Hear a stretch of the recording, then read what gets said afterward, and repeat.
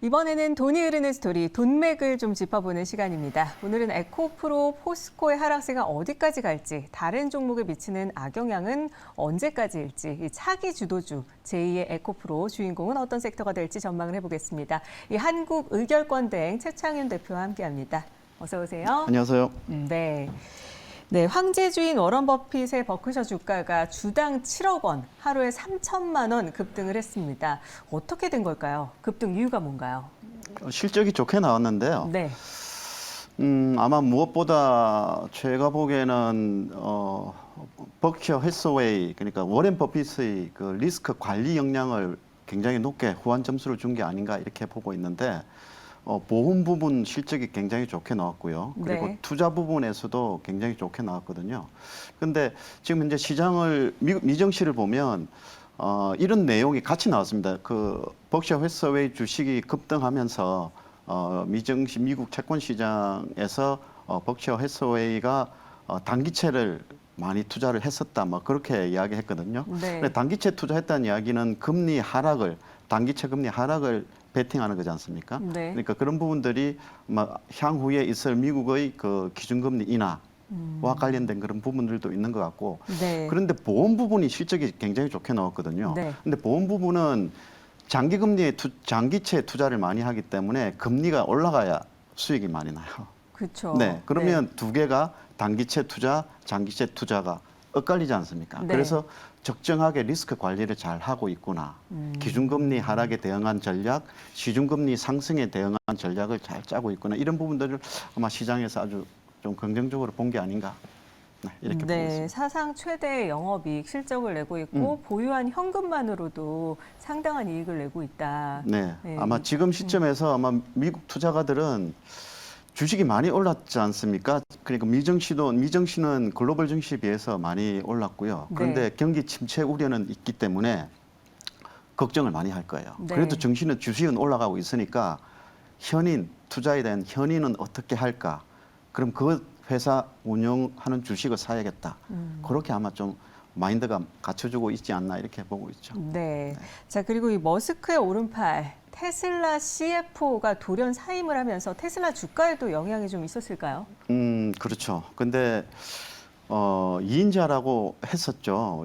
근데 과거에 그 테슬라가 실적이 안 나올 때 그 당시에 이래 영입을 해가지고 흑자 전환을 강하게 이렇게 만들고 했던 그런 실력자인데, 네. 이번에 돌연 사임한 그 배경은 뉴스에 안 나옵니다만 아마 제 추측건데 가격 인하 정책 때문이 아닐까.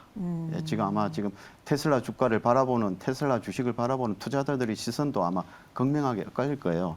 가격 인하로 인해 가지고 실적이 더 좋아질까? P는 하락하고 Q는 올라가는데, 네. 그죠? 실적이 좋아질까 나빠질까? 경쟁이 심화되고 있는 이 상황에서 중국 전기차도 많이 올라오고 있는데 어떻게 될까? 그 부분에 대해 가지고 아마 이번에 사임한 이인자는 그래도 테슬라의 브랜드를 믿고 너무 낮추지 말자. 이렇게 갔을 건데 결국은 우리 네, 머스크는 네. 인하를 했잖아요. 아마 네. 그 부분에서 아마 조금 이견이 있었던 것 같아요. 네, 그래서 테슬라 주주들은 300슬라 가나 기대를 했는데 네. 다시 내려오면서 또 네. 아마 제가 보기에는 테슬라 주가가 좀 단기적으로 조금 더 하락할 개연성이 더 높지 않나. 이 가격 인하에 대한 우려가 시장에서 완전히 지금 사라진 게 아니거든요. 네. 지금 반영되고 있는 단계이기 때문에 조금 더 하방 압력이 좀 있을 것 같다 이렇게 말씀드리겠습니다. 네, 자 이번에는 애플 얘기를 좀 해볼게요. 애플 주가 하락, 이 의미가 뭔지, 애플 2분기 실적에 대해서, 그리고 이 스마트폰 시장 침체로 애플 실적 계속 타격을 받게 될지 네. 어떻게 보십니까? 우리가 경기가 풀리기 시작할 때는 고가 제품부터 고급 백화점이 실적이 빨리 돌아선다고 하지 않습니까? 네네. 경기가 풀릴 때는. 근데 애플 제품 같은 경우는 고가주잖아요. 근데 경기 침체가 고가주 저 제품이 아주 비싼 주식이기 때문에 비싼 그 제품이기 때문에 아마 실적이 좀 안 좋죠. 경기 침체 우려가 조금 더 경기 침체가 지속될 가능성이 높다고 이렇게 해석이 될 수 있는데, 애플 주가가 미정시와는 굉장히 다른 모습으로 가고 있습니다. 여러분 뭐 일봉 차트 보시면 완전히 네. 올라가다가 이렇게 가다가 이제 꺾여버린 그런 차트 흐름인데, 아마 우리 다우존스 지수가 우리나라 같이 그 시가총액 가중 평균으로 했으면은 아마 미정시가 타격이 아마 좀 영향을 좀 받았을 건데 네. 이건 단순 평균이기 때문에 그 영향이 없죠. 그렇지만 아마 이 애플 주가의 그 하나를 애플 주가를 보면 미증시 올라가는 저 부분들에 대해 가지고 우리가 마냥 미증시에 올라타자 혹은 미증시는 좋다고 자꾸만 이렇게 이야기할 수는 없을 것 같습니다. 네. 애플이 아무래도 가장 큰 투자 심리에 좀 앞으로 영향을 좀 미치지 않을까. 네, 그렇게 보고 있죠. 그렇죠. 네, 그렇다면 이번 주에 미국 CPI 발표는 어떻게 전망하실까요? 일단 중립적인데요. 아마 시장에서는 다소 악재로 받아들일 가능성이 높아요. 네. 왜냐하면 전년 동기 대비해서 비교를 좀 하는데 아마 인플레이션 둔화세가 둔화되었다고 표현할게요. 아마 7월 CPI는 미국 CPI 그 추세를 보면 6월까지는 인플레이션 둔화세가 지속되었다였는데 이번 7월 달은 인플레이션 둔화세가 둔화되었다고 이렇게 이게 평가를 할 수 있을 거거든요. 네. 근데 그 와중에 지금 7월부터 유가가 지금 올라가고 있기 때문에 아마 유가를 좀 생각한다면은 예상보다 좀 인플레이션 하락세가 아주 좋게 많이 하락할 것 같지는 않다는 그런 평가가 나올 가능성이 많아요. 유가 네. 때문에. 그래서 네. 아마 제가 보기에는 일단은 뭐 예상치대로 나오겠지만 시장에서는 좀 악재로 받아들일 가능성이 있지 않나. 이렇게 네, 보고 있습니다. 그럼 이렇게 미국 CPI 발표 이후에 주식 시장의 전망은 어떨까요? 좀 저는 미증시? 네, 지금 계속 나와가지고 지금 2주째, 3주째 좀 보수적으로 말씀을 네. 드리고 있는데 일단 주식은 좀 더 빠질 것 같아요.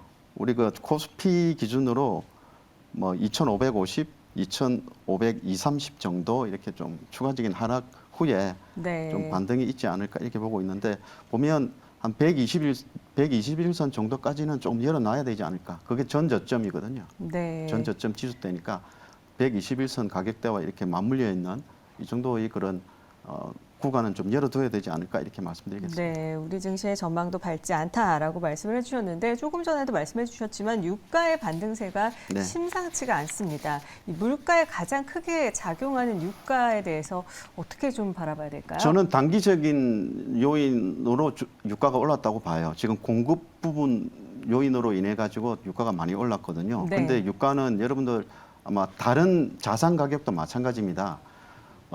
공급 요인은 단기적으로 영향을 미치고 수요 요인이 장기적인 영향 미치거든요. 네. 수요 요인이 그렇게 경기는 좋지는 않지 않습니까? 그래서 네. 공급 부족, 뭐 일시적인 공급 차질로 인해 가지고 유가가 좀 올랐지만 저는 좀 길게 본다면 그렇게 많이 올라갈 것 같지는 않습니다. 네, 유가는 그래도 안정을 찾아갈 것이다라고 말씀을 해주셨습니다. 자, 그렇다면은 에코프로에 대해서 궁금해하시는 분들 워낙 많으신데 이 에코프로 주가가 박스권 장세 지속될까요? 어떻게 될까요?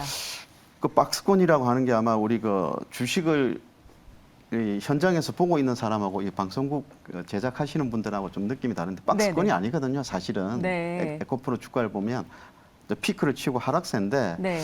지금 아마 이 주식 보면 수급도 약간 잠시 후에 또 뭐 말씀드릴 기회가 있을지 모르겠습니다만 네. 수급도 약간 좀 아직 걱정할 단계는 아닌데 여기서 한 차례 더 빠지면 수급이 좀 꼬일 가능성도 있고요. 네. 근데 지금 제가 보기에는 에코프로하고 에코프로 BM이 고점 대비해서 고점이라는 건 최고치를 이야기하는 게 아니에요. 어느 정도 상단 가격을 보시면 되는데 상단 가격 대비해서 30% 이상 빠지면 손절이 나올 가능성이 있거든요. 네.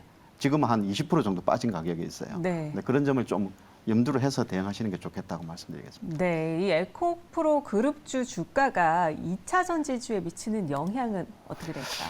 예, 지금까지 에코프로 주식이 올라갈 때 급등할 때 여타 2차 전지 관련주들은 안 올랐죠. 네. 그런데 지금 빠지기 시작하니까 같이 빠지고 있지 않습니까? 네. 저는 이 국면이 조금 더 연장이 될 것 같습니다. 즉, 에코프로가 한 차례 더 빠지고 나서 시장에서 이 정도의 가격 조정이면 충분하다고 어느 정도 인식이 될 때, 그때쯤에 이제 뭐 에코프로뿐만이 아니고 전기차 배터리 수혜주는 혹은 전기차 시장 확대 수혜주는 뭐 이제 다시 보자라고 이렇게 인식이 시장 여건이 분위기가 만들어질 때 그때 올라가지 아마 지금은 에코프로의 악영향을 아직까지는 좀 받을 단계가 아닌가. 네, 이렇게 네, 말씀드리겠습니다. 에코프로가 올라갈 때는 혼자 올라가고 빠질 2차 때는? 전지가 빠질 때는 네. 같이 근데 빠진다. 근데 요즘에 네. 주식들이 다 그래요. 지금 네. 아마 지수는 나쁘진 않은 흐름이었지만 네. 지금 등락 비율이라고 하죠. 하락 종목 수가 워낙 많은 이런 구간이 지금 아마 2주째 이어지고 있거든요. 아마 네. 우리 개인 투자가들이 많이 힘드실 텐데 조금 더 버티셔야 된다. 조금 더 버티셔야 된다고 말씀드리겠습니다. 네, 버텨라라고 말씀을 네. 해주셨는데 이 에코프로 주가의 주춤, 이 꼬인 수급 실마리가 될 수 있을까요? 자, 그래서 지금 제가 가격대를 제가 말씀을 드릴 텐데 네. 에코프로 BM 주식 기준으로 해서 한 30만 원? 네, 지금 에코프로가 나오는데 에코프로 BM 주식 기준으로 30만 원 이탈 시 그리고 에코프로 기준으로 90만 원 이탈 시 이탈하는 가격이 네, 상단 대비 30% 네, 하락한 가격이거든요. 네. 그 가격대를 이탈하게 되면 네. 좀 굉장히 좀 위험해요. 그래서 네. 일단 에코프로와 에코프로 BM은 현재 가격대보다 한 10% 정도 추가 하락의 개연성이 있다고 열어두고 네. 그 가격대에서 지지가 되는지 여부를 살펴보고 네. 2차 전지 관련주, 전기차 관련주들을 대응하자. 네, 이렇게 말씀드리겠습니다. 네, 그럼 30% 상단 대비 30% 빠졌을 때 그때가 아마 1차 지지선이 될 거예요. 네, 손절을 해야 하는 그 것인지 빠지면은 저는 없는 분들은 들어와도 되는 건지 네, 빠지게 되면요 상상이 좀 안 가는데 어쨌든 그 가격대 만약 이탈하게 되면 아마 조금 시장에 아마 2차 전 왜냐하면 지금 시장은요 전기차 차량에 있어가지고 네. 2차 전기차 외에는 에너지원이 뭐 없다고 생각하잖아요. 네. 우리 그 내연기관 다음은 전기로만 인식하는데 사실 그렇지 않거든요. 지금 시장에 나오고 있는 가장 최근에 핫한 테마가 뭡니까? 초전도체잖아요. 네, 초전도체 테마는 그 매연기관이나 전기차 엔진이 필요 없어요. 이게 필요 없어지거든요. 그래서 시장은 항상 새로운 기술 혁신을 요구하고 그런 종목에 수급이 쏠리기 때문에 석유 휘발유 다음엔 전기다라고 항상 이렇게 단정하시면 안 되거든요. 그래서 네. 주식은 이제 올라갔다 이렇게 빠질 때는 그 주식이 왜 시장에 어떠한 심리의 변화가 있는지를 살펴야 됩니다. 네. 근데 90만 원대 이제 지지선 이탈하는 그 가격대 왜 이탈했는지를 한번 살펴보고 네. 대응하셔야 되겠죠. 알겠습니다. 자, 그렇다면은 지금 투자자들이 가장 궁금한 건요. 네. 이 제2의 에코프로 어떤 섹터가 그 다음에 주인공이 될지인데요. 아마 큰 주식은 제2의 그 차기 주도주 큰 주식은 당분간은 좀 나타나지 않을 것 같은데 만약에 좀 큰 주식 중에 나온다면 저는 인터넷 관련 기반 주식이 아닐까. 네이버나 그리고 삼성 SDI 같은 주식들 바닥권에서 올라오는 주식들이 될 것이고 네. 그리고 뭐 업종으로 한다면은 항공이나 뭐 리오프닝 관련주들 뭐 그런 종목들이 될 것이고 네. 코스닥 소테마는 지금 초전도체 관련주들이 아주 많이 올라오고 있잖아요. 이미 네. 좀 약간 좀 후반부이긴 한데 추가적인 상향 변동성이 남아 있어요. 왜냐하면 주식이 이게 과연 될까 말까 정말 이게 오리지널이라면 초전도체 물질이 맞다면은 네. 인간의 그런 생활, 인간의 역사를 바꿔놓을 그런 물질이지 않습니까? 그래서 그렇죠. 한 달 정도의 검증 기간이 조금 필요하다고 이렇게 한국 초전도 학회에서 뭐 검증이 들어간 모양이에요. 한 달 네. 정도 시간이 필요하다. 그래서 한 달 정도의 남은 기간이 남아 있기 때문에 기대감은 있을 거예요. 이 주식이 돼가지고. 네. 그래서 아마 이 단기적인 추가적인 상향 변동성은 좀 있을 것 같고, 그 다음에 로봇 관련주 한번 좀 보셔야 돼요. 로봇 관련주요. 예, 네. 한국과 미국이 이제 우리 휴머노이드 로봇이라고 하죠. 여기에 공동 네. 개발에 지금 들어갔다고 하지 않습니까? 이제 삼성이 삼성이 투자한 레인보우 로보틱스가 주가가 많이 올랐죠. 네. 그 외에 기타 LG 그룹이 투자하는 로봇 관련주도 있거든요. 네. 로보스타 그리고 로보티즈. 네. 네. 이 종목도 좀 보셔야 돼요. 로보티즈하고 로보스타 그리고 T 로보틱스. 네. 뭐 이 세 종목 한번 관심 있게 보시면 될 것 같습니다. 알겠습니다. 네이버, 삼성, SDI, 항공, 리오프닝주, 그리고 초전도체, 그리고 또 로봇 관련주까지 다 짚어주셨습니다. 자, 관심 갖고 지켜보도록 해야겠습니다. 네. 오늘 돈이 흐르는 스토리는요, 한국의결권대행 최창윤 대표와 함께했습니다. 오늘 말씀 고맙습니다. 네, 수고하셨습니다.